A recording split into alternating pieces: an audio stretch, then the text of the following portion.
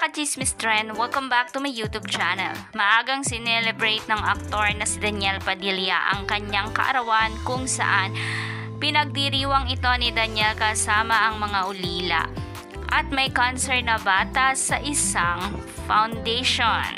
Dito ay hinangaan si Daniel ng kanyang mga fans dahil busilak ang kanyang puso na tulungan ng mga ito.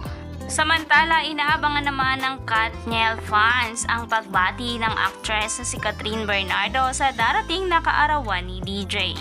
Matatandaan ng birthday ni Kathryn ay binati ni Daniel at hindi niya nakalimutan si Kathryn Bernardo. Samantala, viral naman sa social media ang pagbati ng ina ni Kathryn na si Mami Min kay Daniel sa kanyang birthday. Narito at muli nating balikan. Nagpapasalamat kami sa iyong pagmamahal, hindi lamang kay Kathryn, hindi sa buong pamilya. Especially dito sa little girl na to.